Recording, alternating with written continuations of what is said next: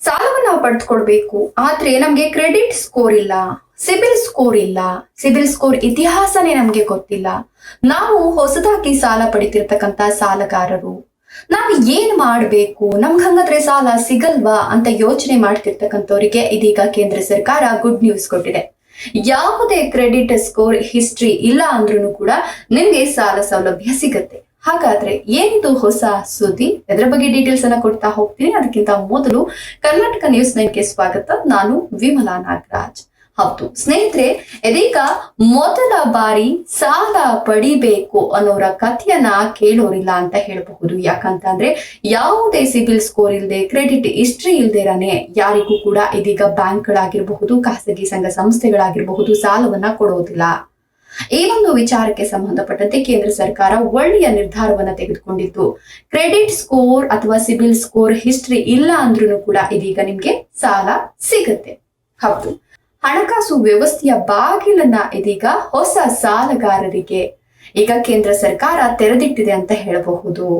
Credit score ಬಗ್ಗೆ ಕೇಂದ್ರ ಸರ್ಕಾರ ಮಹತ್ವದ ನಿರ್ಧಾರವನ್ನ ತೆಗೆದುಕೊಂಡಿದ್ದು. ಸಿಬಿಲ್ ಸ್ಕೋರ್ ವಿಚಾರಕ್ಕೆ ಸಂಬಂಧಪಟ್ಟಂತೆ ಸಂಸತ್ನಲ್ಲಿ ಕೇಂದ್ರ ಹಣಕಾಸು ಸಚಿವಾಲಯ ಮಹತ್ವದ ಹೇಳಿಕೆಯೊಂದನ್ನು ದಾಖಲಿಸಿದೆ. ಹೌದು, ಹಣಕಾಸು ಸಚಿವಾಲಯ ಈಗ ಮಹತ್ವದ ನಿರ್ಧಾರವನ್ನು ತೆಗೆದುಕೊಂಡಿದ್ದು. ಕೇಂದ್ರ ಹಣಕಾಸು ಸಚಿವ ಪಂಕಜ್ ಚೌಧರಿ ಈ ಒಂದು ವಿಚಾರಕ್ಕೆ ಸಂಬಂಧಪಟ್ಟಂತೆ ಮಾತನಾಡಿದ್ದು, ಯಾವುದೇ ರೀತಿಯ ಕ್ರೆಡಿಟ್ ಸ್ಕೋರ್ ಇಲ್ಲ ಅಂದ್ರೂ, ಸಿಬಿಲ್ ಸ್ಕೋರ್ ಹಿಸ್ಟ್ರಿ ಇಲ್ಲ ಅಂದ್ರೂ ಕೂಡ ನೀವು ಹೊಸ ಸಾಲಗಾರರಿಗೆ ಸಾಲವನ್ನ ಕೊಡಲ್ಲ ಅಂತ ಹೇಳಬಾರದು. ನೀವು ಇದೊಂದನ್ನೇ ಮಾನದಂಡವಾಗಿ ಮಾಡಿಕೊಳ್ಬಾರ್ದು. ಎಲ್ಲದರ ಜೊತೆಗೆ ಇದನ್ನ ಕೂಡ ಒಂದು ಮಾನದಂಡವಾಗಿ ಪರಿಗಣನೆಗೆ ತೆಗೆದುಕೊಳ್ಬೇಕು.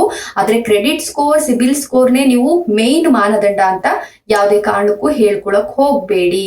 ಯಾವುದೇ ರೀತಿಯ ಹಿಸ್ಟ್ರಿ ಇಲ್ಲ ಅಂದ್ರೂ ಕೂಡ ಅವರ ಒಂದಷ್ಟು ಡೀಟೇಲ್ಸ್ ಅನ್ನ ತೆಗೆದುಕೊಂಡು ನಂತರ ನೀವು ಸಾಲವನ್ನ ಕೊಡ್ಲೇಬೇಕು ಅಂತ ಪಂಕಜ್ ಚೌಧರಿ ಅವರು ಹೇಳಿರುವಂತದ್ದು. ಸೊ ಇದೀಗ ನಿಮ್ಮ ಸಾಲದ ಅರ್ಹತೆಯನ್ನ ನಿರ್ಧರಿಸತಕ್ಕಂತ 3 ಅಂಕಿ ಅಂಶಗಳ ಒಂದು ಅಥವಾ 3 ಅಂಕಿಗಳ ಸಂಖ್ಯೆ ಏನಿರುತ್ತಲ್ಲ ಅದನ್ನ ನಾವು ಸಿಬಿಲ್ ಅಥವಾ ಕ್ರೆಡಿಟ್ ಸ್ಕೋರ್ ಅಂತ ಹೇಳ್ಬಿಟ್ಟು ಕರಿತೀವಿ. ಅಂದ್ರೆ ನಮ್ಗೆ ಸಾಲ ಕೊಡಕ್ಕೆ ನಾವು ಅರ್ಹರಿದೀವಾ ಇಲ್ವಾ ಅಂತ ತಿಳ್ಕೊಳ್ತಕ್ಕಂತ ಒಂದು 3 ಅಂಕಿಯ ಸಂಖ್ಯೆ ಇರತ್ತೆ. ಅದನ್ನ ಸಿಬಿಲ್ ಸ್ಕೋರ್ ಅಂತ ಹೇಳ್ಬಿಟ್ಟು ನಾವು ಕರಿತೀವಿ. ಸಾಮಾನ್ಯವಾಗಿ ಅದು 300ರಿಂದ 900ರ ಒಂದು ಅಂತರದಲ್ಲಿ ಇರುತ್ತೆ.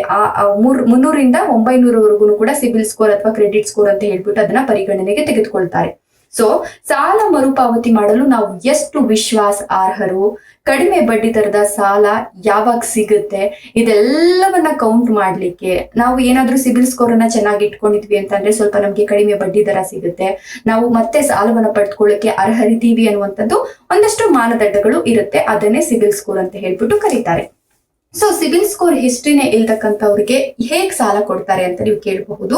ಸೊ ಸಿಬಿಲ್ ಸ್ಕೋರ್ ಹಿಸ್ಟ್ರಿ ಇಲ್ಲ ಅಂತಕ್ಕಂಥವ್ರಿಗೆ ಅವರ ಆದಾಯ ಇರಬಹುದು, ಉಳಿತಾಯದ ವಿವರ ಇರಬಹುದು, ಯಾವ ಕೆಲ್ಸಕ್ಕೆ ಹೋಗ್ತಿದ್ದಾರೆ, ಏನ್ ಕೆಲಸ ಮಾಡ್ತಿದ್ದಾರೆ, ಆ ಕೆಲಸದಲ್ಲಿ ಅವ್ರಿಗೆ ಎಷ್ಟು ಇನ್ಕಮ್ ಬರ್ತಿದೆ, ಎಷ್ಟು ಉಳಿಸ್ತಿದ್ದಾರೆ, ಎಷ್ಟು ಖರ್ಚು ಮಾಡ್ತಿದ್ದಾರೆ, ಮತ್ತೆ ಇತರ ಒಂದಷ್ಟು ಆರ್ಥಿಕ ಅಂಶಗಳು ಅಂದ್ರೆ ಅವರ ಬ್ಯಾಕ್ ಗ್ರೌಂಡ್, ಫ್ಯಾಮಿಲಿ ಹಿಸ್ಟ್ರಿ ಇದನ್ನೆಲ್ಲ ತೆಗೆದುಕೊಂಡು ಇದನ್ನೆಲ್ಲ ನೋಡಿಕೊಂಡು ಕೂಡ ಅವರಿಗೆ ಸಾಲವನ್ನ ಕೊಡಬಹುದು ಅನ್ನುವಂಥದ್ದನ್ನ ಇದೀಗ ಪಂಕಜ್ ಚೌಧರಿ ಅವರು ಹೇಳಿರ್ತಕ್ಕಂಥದ್ದು. ಸೊ ಹೊಸದಾಗಿ ನೀವು ಸಾಲವನ್ನ ತೆಗೆದುಕೊಳ್ತಿದ್ದೀರಾ ಅಂತ ಹೇಳಿದ್ರೆ ನಿಮ್ಗೆ ಸಾಲವನ್ನ ಕೊಡ್ಲಿಕ್ಕೆ ಎಲ್ಲಾ ರೀತಿಯ ಸಿದ್ಧತೆಗಳು ಆಗಿದೆ. ನೀವು ಒಂದಷ್ಟು ಬ್ಯಾಂಕ್ಗಳಲ್ಲಿ ಈಗ ಹೊಸದಾಗಿ ಸಾಲವನ್ನ ಮಾಡ್ತಿದ್ದೀರಾ ಅಂತ ಹೇಳಿದ್ರೆ ಖಂಡಿತವಾಗಿಯೂ ಕೇಂದ್ರ ಸರ್ಕಾರದ ಈ ಒಂದು ನಿರ್ಧಾರದ ಪ್ರಕಾರ ನೀವು ಸಾಲವನ್ನ ತೆಗೆದುಕೊಳ್ಬಹುದು. ಸೊ ನೀವು ಇದಕ್ಕೆ ಸಂಬಂಧಪಟ್ಟಂತೆ ಕೇವಲ ಲೋಕಸಭೆಯಲ್ಲಿ ಮಾತ್ರ ಚರ್ಚೆಯಾಗಿಲ್ಲ, RBI ಕೂಡ ಇದನ್ನ ಅನುಮೋದನೆ ಮಾಡಿದೆ. ಲೋಕಸಭೆಯಲ್ಲಿ ಆಗಿರತಕ್ಕಂತ ಚರ್ಚೆಯ ಪ್ರಕಾರ RBI ಕೂಡ ನೀವು ಸಾಲವನ್ನ ತೆಗೆದುಕೊಳ್ಳಿಕ್ಕೆ ಅರ್ಹರು ಅಂತ ಹೇಳಿದೆ. ಹೊಸದಾಗಿ ಸಾಲವನ್ನ ಪಡ್ಕೊಳ್ತಿರ್ತಕ್ಕಂಥವ್ರ ಆರ್ಥಿಕ ಅಂಶಗಳನ್ನ ಪರಿಗಣನೆಗೆ ತೆಗೆದುಕೊಂಡು ಅವ್ರಿಗೂ ಕೂಡ ಸಾಲ ಕೊಡಿ ಅಂತ ಹೇಳ್ಬಿಟ್ಟು RBI ಕೂಡ ಹೇಳಿದೆ.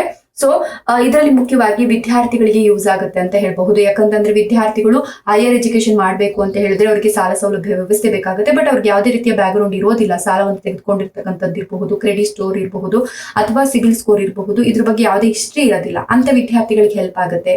ಹೊಸದಾಗಿ ಗೃಹ ಸಾಲ ಇರಬಹುದು, ಮನೆ ನಿರ್ಮಾಣ ಮಾಡ್ತೀವಿ ಅನ್ನೋರಿಗೂ ಕೂಡ ಯಾವುದೇ ರೀತಿಯ ಒಂದು ಬ್ಯಾಕ್ ಗ್ರೌಂಡ್ ಇಲ್ಲ, ಹಿಸ್ಟ್ರಿ ಇಲ್ಲ ಅಂತ ಹೇಳಿದ್ರು ಗೃಹ ಸಾಲ ಸಿಗುತ್ತೆ. ಮತ್ತೆ ವ್ಯಾಪಾರಕ್ಕೆ ಅನುಕೂಲವಾಗುತ್ತೆ. ಒಂದಷ್ಟು ಯುವ ಉದ್ಯಮಿಗಳು ಇರ್ತಾರಲ್ಲ ಅವ್ರಿಗೂ ಕೂಡ ಈ ಒಂದು ಹೊಸದಾಗಿ ಸಾಲವನ್ನ ಪಡ್ಕೊಳ್ಬೇಕು ಅಂತ ಅಂದಾಗ ಬ್ಯಾಕ್ ಗ್ರೌಂಡ್ ಇಲ್ಲ ಅಂದ್ರೂ ಪರವಾಗಿಲ್ಲ ಅಂದ್ರೆ ಹೊಸ ಉದ್ಯಮಿಗಳಿಗೂ ಕೂಡ ಹೆಲ್ಪ್ ಆಗುತ್ತೆ. ಸೊ ಸಾಲವನ್ನ ಕೊಡ್ಲಿಕ್ಕೆ ಅವ್ರು ನಿರ್ಧಾರವನ್ನ ಮಾಡಿರೋದು ಸರಿ, ಬಟ್ ನೀವು ಸಾಲವನ್ನ ಹೇಗ್ ತೀರಿಸ್ತೀರಾ ಅನ್ನೋದು ಮುಖ್ಯವಾಗುತ್ತೆ. ಯಾಕಂತಂದ್ರೆ ನೀವು ಹೊಸ ಸಾಲಗಾರರಾಗಿರೋದ್ರಿಂದ ಈಗ ನೀವು ತೆಗೆದುಕೊಂಡಂತಹ ಸಾಲ ನಿಮ್ಮ ಮರುಪಾವತಿಯ ಹಂತಗಳು ನಿಮ್ಮ ಸಿಬಿಲ್ ಸ್ಕೋರ್ ಅನ್ನ ಸೃಷ್ಟಿ ಮಾಡುತ್ತೆ. ಸೊ ಹಾಗಾಗಿ ಸಾಲ ತೆಗೆದುಕೊಳ್ಳೋದು ದೊಡ್ಡ ವಿಚಾರ ಅಲ್ಲ. ಸಾಲ ತೆಗೆದುಕೊಂಡಾದ್ಮೇಲೆ ಅದನ್ನ ಹೇಗೆ ಕಟ್ಕೊಂಡು ಹೋಗ್ತೀರಾ, ಸಿಬಿಲ್ ಸ್ಕೋರ್ ಅನ್ನ ಹೇಗೆ ಸಂಪಾದನೆ ಮಾಡ್ತೀರಾ ಅನ್ನೋದು ಮುಖ್ಯ ಆಗುತ್ತೆ ಅಂತ ಹೇಳ್ತಾ ಇವತ್ತಿನ ವಿಡಿಯೋವನ್ನ ಮುಗಿಸ್ತಾ ಇದ್ದೀನಿ. ಇದರ ಬಗ್ಗೆ ನಿಮ್ಮ ಅನಿಸಿಕೆ ಅಭಿಪ್ರಾಯಗಳನ್ನ ಕಮೆಂಟ್ ಮಾಡಿ, ವಿಡಿಯೋ ಇಷ್ಟ ಆದ್ರೆ ಲೈಕ್ ಕೊಟ್ಟು ಶೇರ್ ಮಾಡಿ, ತಪ್ಪದೆ ನಮ್ಮ ಚಾನಲ್ ಅನ್ನ ಸಬ್ಸ್ಕ್ರೈಬ್ ಮಾಡ್ಕೊಳ್ಳಿ. Thank you.